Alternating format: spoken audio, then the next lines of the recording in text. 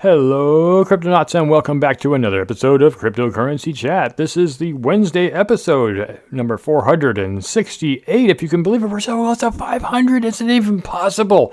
Wednesday, December 14th, 2022. My name is Jake Jabarelli, and my co-host is Blockchain John. How's it going, John? Hello. Good. Another cold day. Another cold day, yeah. But to be It's expected, December. right? We're in winter. It is in the middle, yeah. December. Not the middle of winter, but pretty close. We're coming up on Christmas, what, 10, 11 days off, and then the new year, and we start all over again in 2023. Hopefully, it will be a better year for crypto. Anyways, there are still people crying, and still people dying, and still people having a hell of a time when it comes to crypto. Mostly Sam Bankman-Fried, but we're thinking that maybe Sam Bankman-Fried is the new Jeffrey Epstein. Is he or is he not? But let's first talk about Changpeng Zhao and his opinion of self-custody. Want to take this away, Sean? Yep. 99% of people will lose crypto storing in self-custody. Binance CEO Changpeng Zhao has said that. Yes, he said holding your crypto in your wallet is not risk-free. That's what he said on a Twitter space earlier today. Now, CZ has a habit of joining Twitter spaces. He likes to, just get his voice out there and just talk to the community. But sometimes his words do backlash at him. And it sounds like that's what this article is pretty much talking about, where, you know, um, he's more promoting centralized exchanges being more responsible, unlike excluding FTX. He's trying to. I'm guessing he's trying to promote Binance. Hey, store your coins with us. Well, we're more responsible than you are, and we'll take care of you. Yeah, that is one of the things that really kind of pisses me off about this. Because, I mean, I realize it's his primary business. Binance is his baby. He created this. Well, not completely by himself, but so it is in his interest to speak despairingly, I guess, of self-custody. I would think that a person so into crypto would still be cool with people doing self-custody. But I mean, he's not wrong. If you took the average crypto muggle off the street and said, "Here's some coin, don't lose the private keys," they probably would lose the private keys, unless they're a person who is pretty meticulous in understanding the importance of not doing that. It's like, if you lose your private keys, you ain't getting the money back. Because from Period. my experience of talking to people and getting them into crypto and actually going through the process of getting them into crypto and talking to them about what the responsibility is of having self custody, they are terrified. They prefer not to do that because they feel like they would ultimately lose those keys and would trust something like Coinbase to hold their coins or Right. Binance. Right. I mean, there is And that's some, been universally until we get some better decentralized trading going on, not just DeFi. It is a little difficult to trade your self-custody coins compared to a that's centralized the whole exchange. Right. that's the whole idea about centralized or decentralized exchange or decentralized wallets, self custody wallets, is that you are the key holder of your own bank. You know, Yep. Yep. take care of it. Yeah. Your money. Yeah. But the nice thing is, no one can really steal any of that money from you unless you Exactly. give up your keys Exactly. Or and leak it somehow. like somehow leak it. Yeah. Accidentally show it in your YouTube videos. And do that. You don't do that. Even though the keys themselves aren't like easily copied, a person can still write the number string down, which is exactly what people did to me. So yeah, don't show your keys.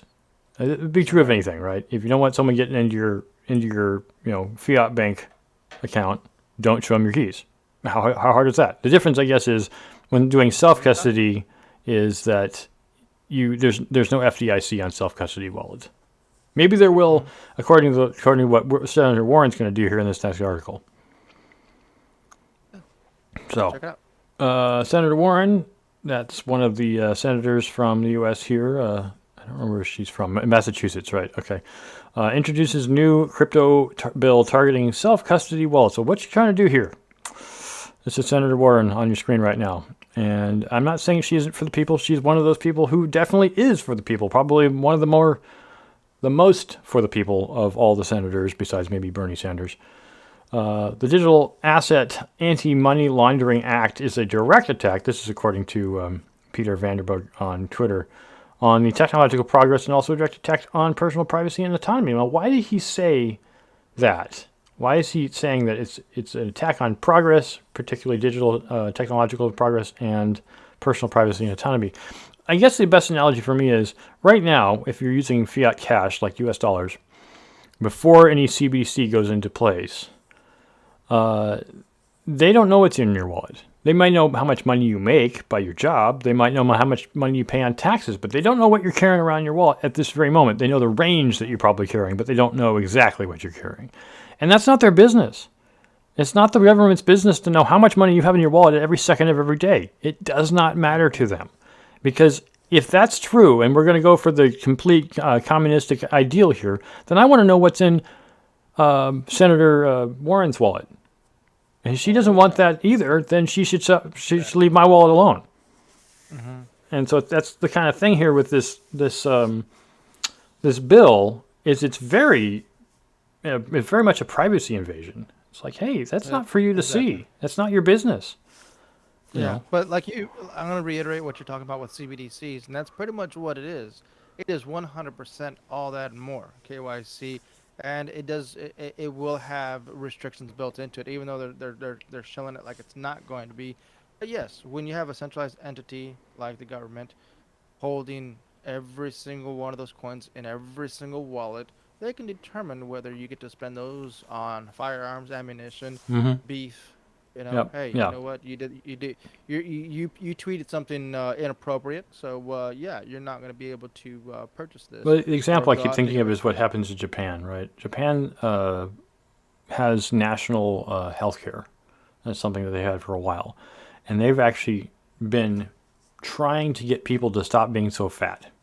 Now, of course, sumo wrestlers are exempt from that. But everyone else, if you're eating too much red meat or too much sugar, everyone else's money is paying for your health care. And if you're getting fat and dying, well, everyone else, basically they're forcing their own citizens to stop being fat.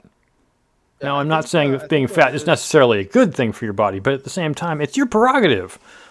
Yeah, I think if I recall correctly, the government of Japan provides stipends to corporations for their employees to maintain a certain health level. Yep. Which requires them to be in a certain BMI or body mass index for their employers. Yeah. To have longevity. I get the reasons. It's a weird incentive. Yeah. And this is what I'm saying about KYC and self-custody wallets. It's your wallet. It's your money. What you do with it is up to you, not up to the government. Now, the government definitely can incentivize things, and I encourage incentivization from the government to do things. They incentivize people to get married and stay married. They incentivize people to have children by reducing their taxes.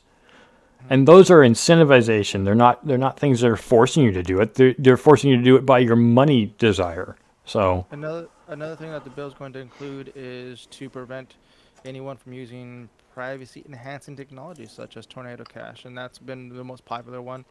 I know CoinJoin is one for SHA-256 for Bitcoin. Monero is obviously a privacy coin, but yeah, pretty much that will no longer be allowed if this bill passes. Right. They won't be able to integrate with those. Of course, because they want to be able to see your transactions. They want absolute. They want hegemony. Yep, they want everything, and it's not the freedom of the country. And I'm not a libertarian, but I can see why libertarians would say this, And what we've been saying forever is not your keys, not your crypto. In this case, it might be your keys and your crypto, but they can still see your wallet. I don't even know how people would do that. I really don't. How would they make KYC for a self-custody wallet? Yeah, Peter tweeted something quite interesting. It says Senator Warren and Marshall's proposed bills subjecting software devs and nodes to AML is a repudiation of liberal values and moves towards the types of surveillance and control prized by authoritarians like Vladimir Putin, and Kim Jong-un, and Kim Jong-un. Yes. Yeah. Yeah, this is way too overreaching, and this is not what government's about. I mean, I realize that there is some level of socialism that is about super overreach, but that's really not ideal. Yeah, so. It's like you said, the government doesn't need to know what I have my $2 in my wallet. Okay, yeah. Leave my $2 alone. So here is it now. We're going to move on from other news to the Sam Bankman-Fried FTX block of our news, which of course takes up most of our news. But some things have been pretty crazy as of late. And I think was it yesterday? Was it the day before when he actually got arrested? It was actually after our podcast on Sunday. Was after Sunday, so it was Monday morning or something. Yeah. Monday morning. Yeah. So SBF denied bail. Will fight extradition from the Bahamas. Which is interesting. Why? Why doesn't he want to go to the States, huh? yeah, you have a feeling maybe he moved to Bahamas because he liked it better. Yeah. Well, I mean, if you look at the conditions, it doesn't look too nice. Well, I know the conditions outside of jail are pretty nice, not inside jail. Yeah. You can look out the window, I guess. Yeah. Yeah. The judge Well, of the Bahamas has denied disgraced FTX founder Sam Bankman-Fried's request for bail, calling the former billionaire a flight risk, which I would say that would be true. Somebody like him that has a lot of deep connections that can make him quote unquote disappear. Where does he have $250,000? I thought all the money that he had was taken from him because it's not his money anymore. So how does he even get $250,000 to get bail? Exactly. But yeah, I mean, he's got parents. Yeah, that's true. He's got family could probably help him out. But yeah, if they set bail and then deny anyone to pay the bail, then what's the point of setting bail? But yeah, they do have an extradition treaty with the U.S. that they can send people out that if they commit a crime that was similar to something in the U.S. And by the looks of this, the earliest he's going to be extradited is around February. Right, so he'll get to spend a nice 2.5 months in the worst prison in the country, which we will talk about later. Let's show some photos here. Well, that's a different article. Yeah. Okay. All right. But we basically part of the problem is that the government wanted him to testify. Right? They needed him to testify on Tuesday, but he was arrested on Monday. Yes. So I don't know if they have to wait for the extradition. It could be months before they get to talk to him. By then, he could commit a Jeffrey Epstein, and then we will never know. John McAfee. Or yeah, John McAfee. Anyways, for without having any kind of thing in the prison for which you could hang yourself, somehow you managed to hang yourself. How does that whacked? Exactly. It's just not cool. In any case, basically getting at the fact is that Sam Bankman-Fried has stirred himself a gargantuan pot of shit. Keep in mind that Uncle Sam is still deeply involved in this as well, so he's still being investigated. Well, I mean, at the very end of this article, they might make mention the U.S. Department said that he has 8 charges against him, which could give him 115 years in prison if he got all accounts. That is a lot of time in prison. I guess people don't like it when you throw away their billions of dollars. Which is good because we need this kind of punishment for people that are screwing up with customers' money. Yeah. This should not be allowed. Absolutely. We also need this for bite the bullet. Every person. No one's above the law. No person is above the law. So it doesn't matter how much money you have or proclaim you have. It doesn't matter what offices you served in this country or not, or not even in this country. If you commit crimes in the U.S., you need to go to jail. Is Sam a U.S. citizen? Mm-hmm. Okay. Yep. Well, I never looked into that. Yeah. So, anyways, more Sam Bankman-Fried news coming from Cointelegraph. FTX staffer says extravagant expenditures and cult-like worshipping at the SBF FTX. Why is there so many acronyms? Anyways, a former employee had revealed the lavish expenditures of the exchange as well as its intense company culture. There's a video in here we're going to play just real quick about one of the places that they got to stay. There's no speaking here, but this is a video of one of the suites that was, I think owned by FTX that the employee videoed. Really nice. Very, very nice looking suite. Look at those yachts over there. Yeah, exactly.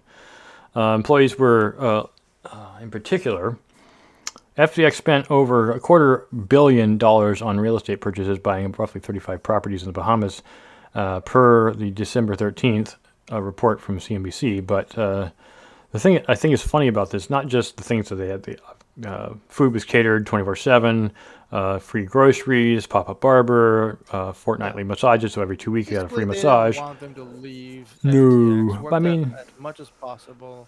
Yeah, but the thing that's so sad about all this, and this is the point was actually made by John J. Ray, the guy that took over, was the company and its many invoices and expense receipts were submitted through a messaging app, Slack. Now, that's not to say that Slack isn't a program that can be used for this purpose. There's plenty of things you can do with Slack, but it's not exactly what you'd expect when it comes to finance management.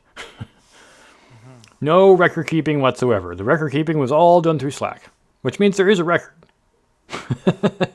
It's just not a typical record. Main person behind this article, or that's being talked about, is going to be Danielle Cloud, which is one of the Yep. now retired or Resigned. resigned employees Yeah. from FTX. Yep. Uh, She gave a lot of details about what was going on over there, and it was crazy and extremely unconventional. But not necessarily unconventional in the sense of, well, I don't know, maybe it was a criminal organization, and that's probably the reason they were just like, look, everything's so nice here, you want to stay forever, right? Be a criminal with us. It's frustrating to know that this wasn't their money; it was literally customers' money, and Yep. just bought this. Like, Yeah, but this is the thing of Sam Bankman commenting, I think last week, that he may have mixed the money from Alameda Research and the FTX. He may have mixed the money up a little bit. It's like a little bit is probably an understatement. You can't think of customer money as yours. It's not yours. It's customers. It doesn't belong to you. It never belonged to you. If you charge them a fee, then that fee belongs to your company, and not even to you. It belongs to the company. But it appears that they spent, like I said, $250 million just on real estate. Did they make $250 million off their customers in which they could spend? Anyways, that would be what, 4% of the total? I think 4% of the 30 billion, or is it 0.4%? All right. Anyways, next article here is kind of the contrast to what was going on. SBF Bohemian prison reported for, quote, harsh conditions and degrading treatment. So that's where FBS baby Sam is at. He's he's sitting in a nice little prison in Bahamas, but it's not that nice. It's actually very, very bad. Horrible conditions. There's some video here, some photos here from what is it, from Daily Mail. I'm gonna click on that real Daily quick. Mail. And show those images here. Yeah, that's exactly, like, you got the concrete floors. There's bacteria everywhere. It's disgusting. Yeah, some people were getting bed sores because they didn't even have a bed to sleep on. That is, they were having to sleep on the floor. Yeah. Imagine a 10-foot holding cell, and you're having 6 grown men sleeping. Yep, 6 people shoulder to shoulder with in a 10-foot cell. Like, it's not even a 10-foot by 10-foot. It's a 10-foot deep and maybe 6-foot wide. Yeah. So yeah, that's shoulder to shoulder. That's bad, man. Yeah, it's some of the absolute worst Imagine conditions. one of the guys farts. You're smelling that fart. Right One next to fart? you, man. Everybody's farting it up, man. The front looks nice. There's a photo down here in the front. The front looks really nice, But once you get in there, it doesn't look too nice. And look at all the fans. All the fans are, remember, it's a tropical place, which means it's not going to be cold. It's going to be warm, which is, I guess, nice at night. You don't have to worry about having too many blankets. But at the same time, they got all those fans in there. Why? Because it's freaking hot. All that body heat in that tiny little cell is basically a freaking oven. And on top of the fact that there's no natural windows and no air conditioning, I can't imagine. I just can't imagine. This is what hell is. And honestly, as much as nobody wants to go to prison, I would say this is the kind of prison that I don't think that people identify with real prison, not American prison. Exactly, which is kind of unusual that SBF doesn't want to be extradited. Yeah. He prefers to live in these conditions rather than a U.S. Yeah, and this is where we're getting into the conspiracy theories, right? Yeah. The conspiracy theory is that Sam Bankman-Fried knows too much. Yeah. I don't see any surveillance cameras run inside the prison, which is quite unusual. You'd expect there to be some surveillance built into at least the general area, but I don't see anything in the photos, which means that it would be an easy way for him to be hashtagged whacked. Yeah, there might be a short lifespan for Mr. Of course, it could be that happens if he goes back to the U.S. So either way, Sam Bankman-Fried is in hot water in more ways than one, and I don't feel sorry for him. Is he the only one going down, or is there more to come? That's the question. That's a good point. But from what we've been talking about, like I say, I don't typically buy into conspiracy theories, but after watching Epstein off himself, which I still don't think was him, I think that he knew too much, and he was, like I said, I'm not normally into this kind of thing, but Yeah. And the only reason I'm coming with a conspiracy theory in regards to this is because he's deeply involved with a lot of high-level high-level politicians. people, yeah. Yeah, No, that's the concern, and I think him testifying on Tuesday, which was yesterday, would have revealed a little too much for the comfort of these politicians. So they ended up just hooking him up and just saying, "Hey, you're going to spend some as long time in as prison. Keep long your as mouth you're shut, basically." as long as you're not in the good graces, the bad graces are far worse. Then you just become a pawn. So, all right. One last thing is the White House refuses to answer questions about Sam Bankman-Fried's donations. The White House press secretary Karine, I don't remember how to pronounce her name, Jean-Pierre, claimed she was bound from commenting on the matter by a Depression-era law. So, yeah, I guess the White House can't talk about what's going on with Sam Bankman-Fried and how Well, he so made yeah, he donations to the donated a lot of Democrats and money. the Republicans. Yeah, to both parties. Yeah, keep in mind, we read this a while ago. So he donated to both parties, but for the longest time, it was just mentioned that he was donating to the Democratic Party, and he donated a lot to It's uh, $10 million for both parties. Roughly, how much? roughly $10 million to each party, roughly. Okay. It was like 11.2 to the Democrats and like 10.9 to the Republicans. It wasn't a huge difference between the two, but it was still a lot of money. Hmm. So the Hatch Act, signed by Roosevelt, is primarily intended to prevent non-elected executive branch employees from making openly political statements. Most clear-cut violations of the law involved heads of federal agencies endorsing political candidates or attempting to run for political office themselves. So this is the main reason that Jean-Pierre is not allowed to talk about this particular thing. But it does make it feel awfully suspect. Not just because it's the Hatch Act, but in general, it's like, well, why can't you say anything? We need a comment. We need somebody to report. But what the news agencies ended up reporting in general was just that they couldn't say anything. So At least for now, we'll see what yeah, happens. we'll But see keep in what's mind, coming. once again, the revelation behind this is that this is customers' money, and that's why it's being asked: is it going to be returned? It's not FTX's money; it's customers' money. Yeah, yeah. You may have donated millions and millions of dollars to these, to get favors, but you're basically taking the money and that people gave to you to make money off of for them to other people, and it's not yours to give. $46.5 million in political Total donations. donations, yes. Wow. That could have been all kinds of different kinds of donations for different purposes, but from what I saw last, he said it when in one of his tweets. He said 11.2 to Democrats and 10.9. There's a tweet somewhere. He could have probably still, if assuming his tweets are still available, we can still find them. Because he did say he did the Republican donations in was it dark money donations, so it wasn't obvious Hmm. where it was coming from, and he did it openly for the Democrats because he felt like it was more favorable to him to do so to Democrats openly. So yeah, it's Doesn't look like nobody. The people aren't tired of SBF news. Just keeps yeah, coming along. yeah, I just wish keep we could coming talk about along. something else, but this is all the breaking news stuff. Yeah, This is what everybody wants to know what's going it's on. so exciting. This very weird 30-year-old man that did all these terrible things. I don't know. I had never heard him speak until recently. I watched a video with him, and it's like, he doesn't sound at all like what I thought he would sound like. Yeah. But yeah, so that's all the news we got for this week. Thank you all for listening. You can, of course, always check out CoinTree and make donations where appropriate. We have a lot of coins available you can donate through. Of course, you can always check us out on Discord. This is where most of the stuff is happening. If you're watching us on YouTube, we appreciate the thumbs up. That always helps the algorithm to get more people to our site. And if you like us, we're on Twitter. John's on Twitter. I'm on Twitter, as well as C3 Media.